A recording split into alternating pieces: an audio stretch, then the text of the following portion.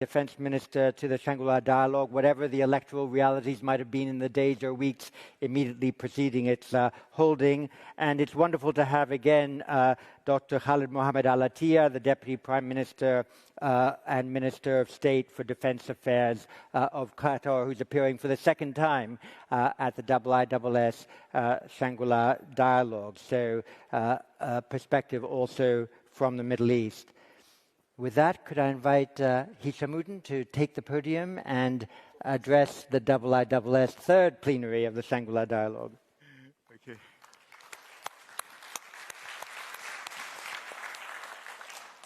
Bismillahirrahmanirrahim. Assalamualaikum warahmatullahi wabarakatuh. My brother, His Excellency Dr. Khalid bin Mohammed Al Attiyah, Deputy Prime Minister and Minister of State for Defence for the State of Qatar. Your Excellency Richard Marles, Deputy Prime Minister, Minister of Defence of Australia, my friend Dr. John Chipman, distinguished guests, ladies and gentlemen.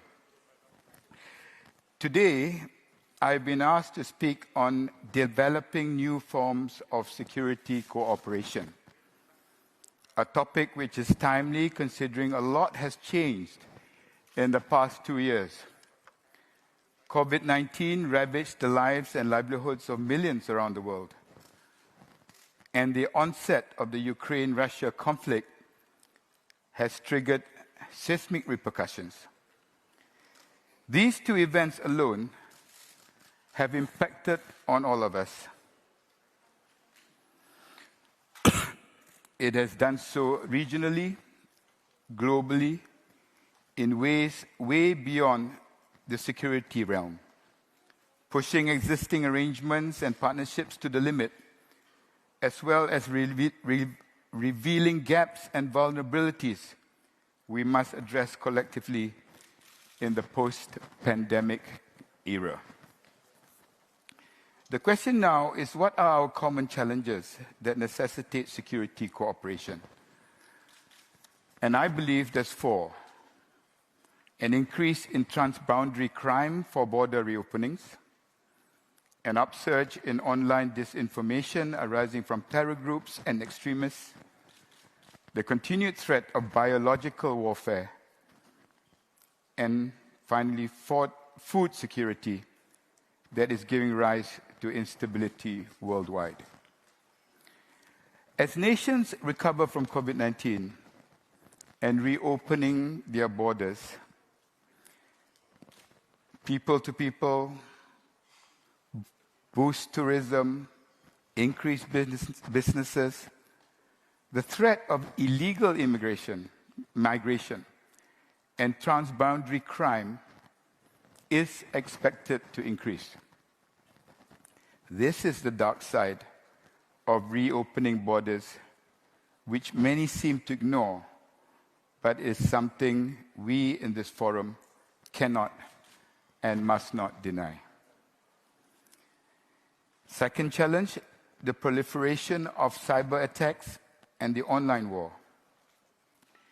We cannot deny humanity's overwhelming preoccupation with COVID-19 over the past 2 years. The constant media coverage and attention lulled many into false sense of security, with the lack of exposure giving the impression that these threats had slowed down or even disappeared. Unfortunately, neither was the case. In a world which has become considerably more digital, targeting the propagation of hatred and violent ideologies spread online is an imperative. The widespread uncertainty and global anxiety represent for terror groups a golden opportunity to combine their wicked narrative and falsehood about COVID-19. These were pursued through a coordinated disinformation campaign, such as conspiracy theories about the vaccines, claims of God's vengeance against the non-believers, and even accusations of weaponizing the virus.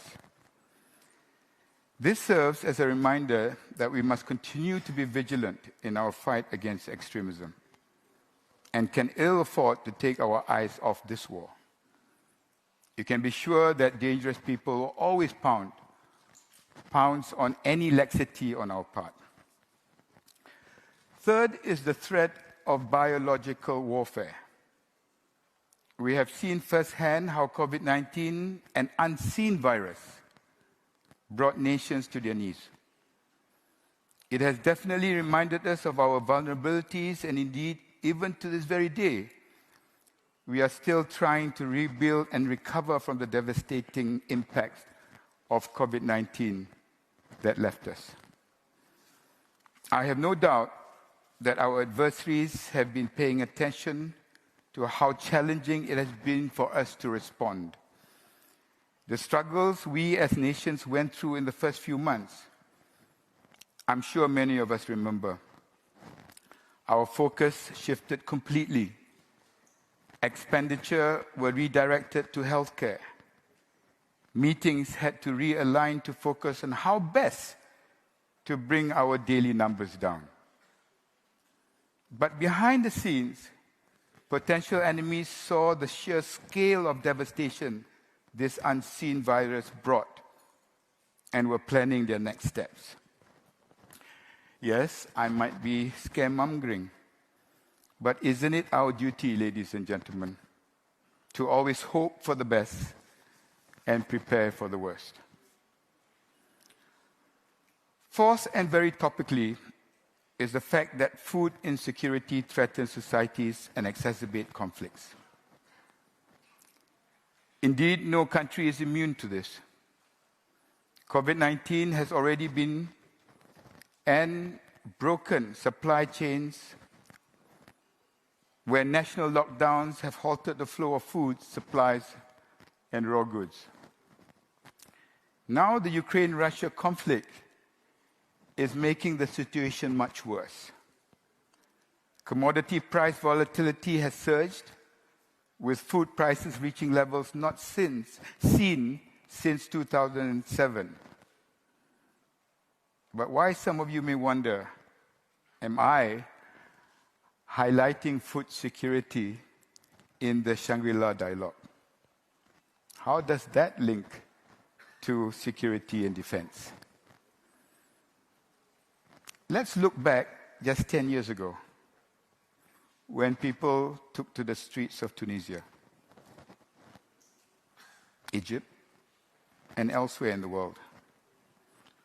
Protesters were not only crying out for freedom and social justice, but they were also crying out for bread.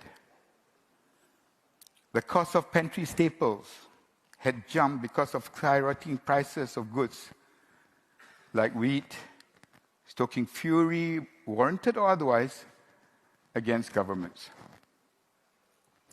Now, the combination of unhappiness from 2 years of the pandemic and rising food prices may push our people over the edge, generating a wave of political instability, with potential riots and protests affecting the security environments of our nation. In Sri Lanka, protests have erupted over shortages of gas and other basic goods. Double-digit inflation in Pakistan also arguably contributed to the recent change of the government there. Peru has likewise been rocked by anti-government demonstrations sparked by rising fuel prices, which have sadly resulted in a number of deaths. Unrest in certain parts of the world could lead to security threats to all of us. It is now obvious that threats are no longer confined to political factors, but, ladies and gentlemen, also to economic considerations. But I believe that worse may yet to come. The damage in Ukraine, a major exporter of many basic commodities, as well as harsh sanctions on Russia, is expected to spur further price increases in the coming months. The conflict is in Europe, but the implications and damage is global. Like it or not, food security is critical to peace and stability. There are no two ways about it. Ladies and gentlemen, despite the severity of these challenges, I do, however, believe there is a window of opportunity to put in place mechanisms to combat the risks that I have highlighted. We are responsible for the safety and security of our countries. So who better to lead the way of preventing, mitigating, and ultimately managing yet another crisis, another COVID, so to speak. But why here, in the Shangri-La Dialogue in Singapore? Why now? It comes back to the Chinese saying, by Zhuangzi, you can't discuss the ocean with a well frog because he is limited by the space that he lives in. And you can't discuss ice with a summer insect because he is bound by a single season. The Shangri-La Dialogue is, in essence, an ocean of all seasons.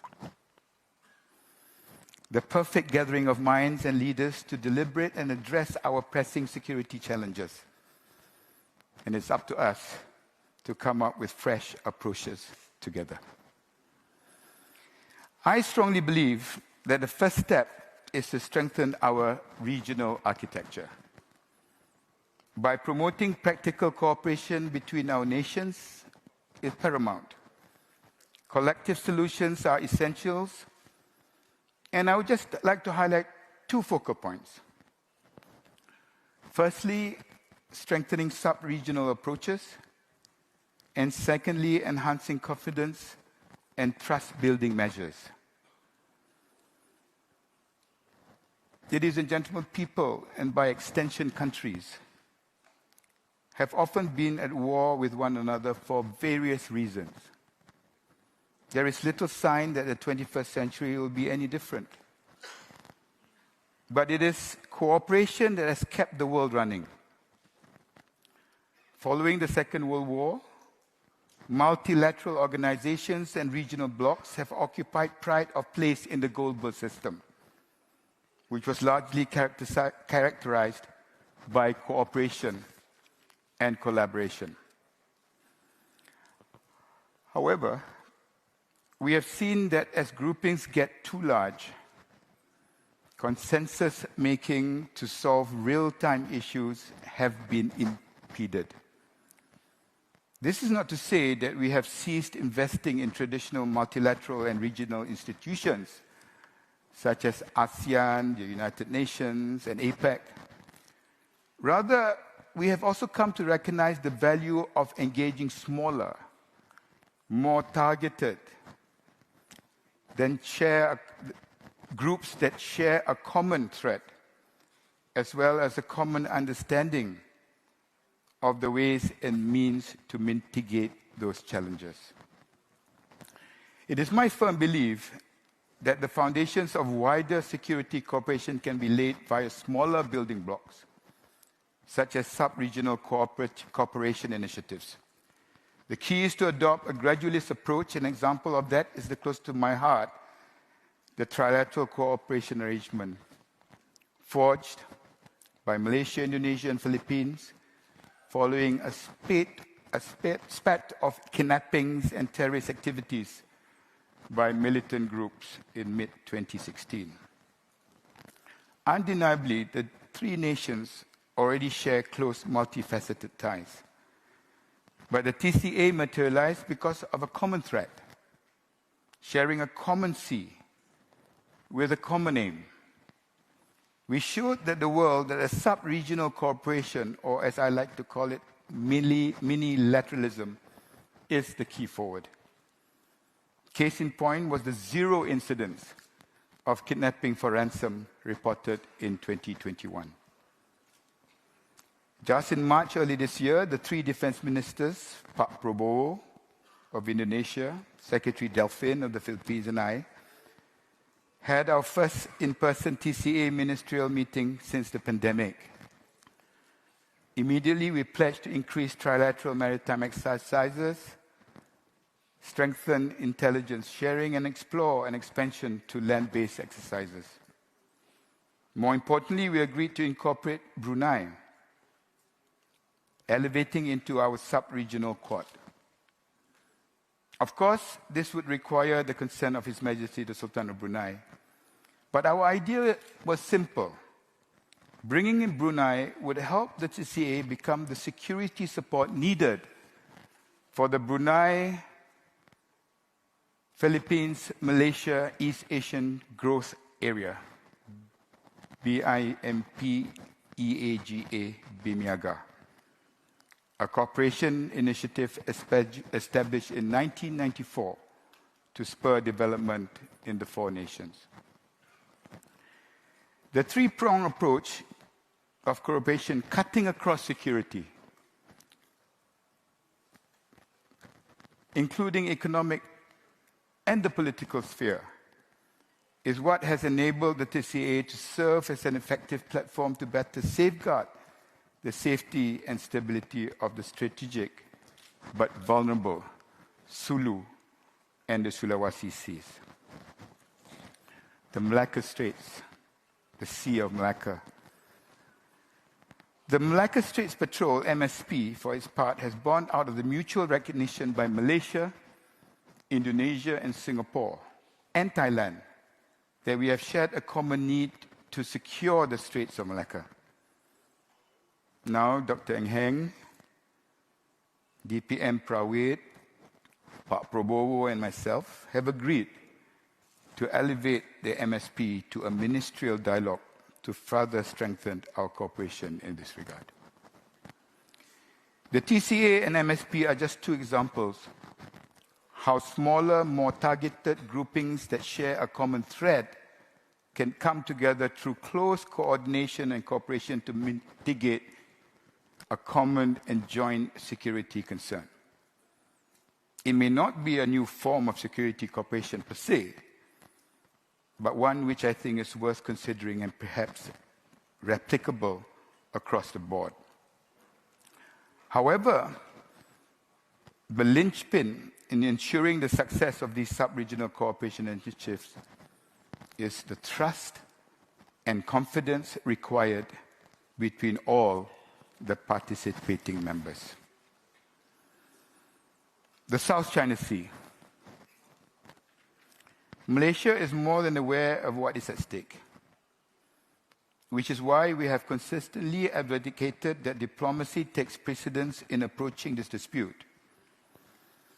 It is not alarmist to say that it could degenerate into one of the deadliest conflicts of our time, if not history. Mutual trust and respect have thus far allowed us to recognize that we are in this together, that our bloc of 10 countries must stand united if we are sincere in our efforts to address the various challenges ahead of us. As individual nations, we cannot hope to match the influence and might of the more powerful countries. But as a bloc, only the foolish and the blind can deny our strength. Now, ladies and gentlemen, nevertheless, it's only prudent for our optimism to be guarded. We have seen firsthand with the Ukraine-Russian conflict how organizations like NATO are tested. Members of NATO have met Russian invasions of Ukraine with outrage, deploying thousands of troops to Eastern Europe to protect their alliance members. Even though Ukraine is not a member of the alliance, the potential of the conflict sparking into a much larger war does exist, and the fear of it becoming a reality is conceivable, as much as we want to deny it. These uncertainties prompt us to the question today: are existing forms of security cooperation still beneficial as a deterrent? Or will they actually escalate existing conflicts? So before we can even deliberate our new forms of security cooperation, shouldn't we find the answers to these questions first?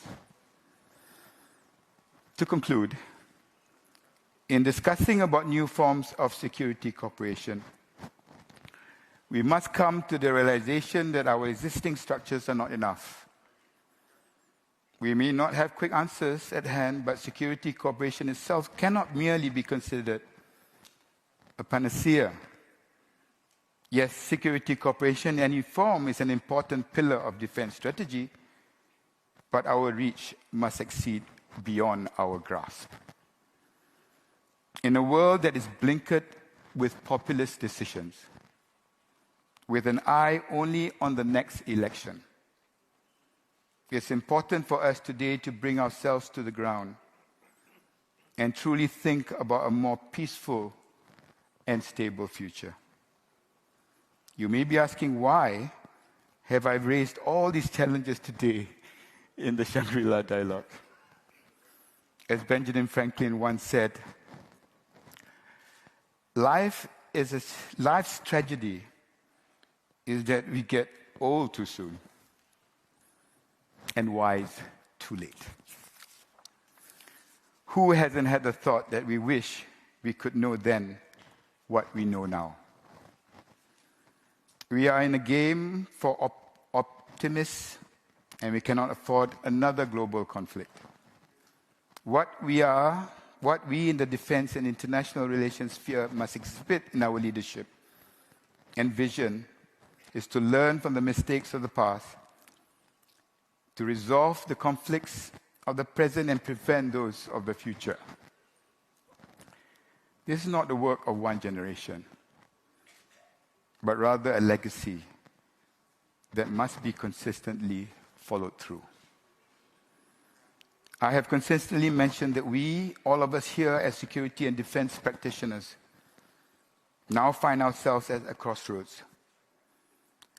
The choice is for us to either chart and shape a new post-pandemic era, one that is mutually beneficial for all, or we can just simply return to the old days. We must strive to be better. We must embark on a new area of security cooperation. One focused on actionable deliverables, in essence, raising the bar, not simply reacting to danger, but working strategically and working smarter, and most importantly, working together. I leave you with a popular Chinese proverb that says, the best time to plant a tree was 20 years ago. If you haven't yet, the second best time is now. Basically, in the context of our deliberation today, this means that we want peace and stability in the future, and the best time is now, John, for us to plant the tree. Thank you. Sekian wabillahi taufiq wal hidayah. Wassalamualaikum warahmatullahi wabarakatuh. Thank you, Hishammuddin, for a typically thoughtful and subtle set of remarks, an important early reminder that food security is indeed a subject that should be legitimately addressed by defense ministers, because human security is so... Yeah. Thanks, John. Firstly, on disinformation. Disinformation is something that we need to address, whether it is state-sponsored or not. How and the manner in which we address it depends on our priority, depends on the interests of our nations. And the way that we manage to deal with it would depend very much on the bigger worldview. Malaysia, for example, is divided, is diversified by race, by religion, by culture. And any disinformation, we have decided that from the beginning in which we first achieved independence, that affects the situation in Malaysia on that divide, we will give it full priority. Anything to do, any disinformation that divides us because of religion, anything that divides us between race, that needs to be nipped in the bud completely. Disinformation regionally, ASEAN leaders have, from the formation of ASEAN, has made it very clear that the trust that we have built up in ASEAN, these 10 nations, will not allow any agenda or disinformation to divide us. That's what we always mean by the centrality of ASEAN. And General Chiban, Admiral Teo, nodding their heads to me. It's not easy to deal with it. But the fact that we have been able to do this over the years, what we have inherited from our forefathers, have allowed us to be able to deal with this disinformation for the betterment of our region. And that is something that we need to emphasize on, the continuous building of trust and comfort between leaders in our country. Okay, there's a limit that you want to be a populist. There's a limit in which you want to get votes. But if it touches on race, if it touches on the very fabric of the Malaysian society, that is when you need clear, strong, courageous leadership to deal with disinformation of that nature. State-sponsored disinformation, if the relationship between us is strong enough, we will be able to deal with it. If not, we won't be sitting here in Singapore, in the Shangri-La Dialogue, looking to the future with all the ASEAN leaders this morning having seen the SecDef of the United States, later on with the General Wei of China. This morning, I had a very, very early breakfast on the FPDA, Singapore, New Zealand, Australia, Malaysia. We have built the FPDA 51 years ago. Now, are you telling me that 51 years of relationship between these 5 nations are going to be disrupted because of disinformation? If we allow that to happen, we're not very responsible leaders today. And that applies to ASEAN too. And these 10 nations have been through a lot to get to where we are today. And I think the least of our problems is really to deal with the amount of information that's out there. But the fear that I have is not enough time is spent building the relationship between the leaders of our nations. Multilateralism and minilateralism. We don't have to have one above the other. You can have both. The trilateral that we have established in the Sulu Seas, in the Sulawesi Seas, involving Philippines, Indonesia, and Malaysia, if you look at multilateralism, it would not have worked. Philippines have a claim on Sabah. All 3 countries are claimant states in South China Sea. So basically, if we allow multilateralism to proceed, how are we going to deal with the immediate problem of kidnappers, of the terrorists in Mindanao? So yes, we continue with the existing structures and landscape that we have or inherited from our forefathers.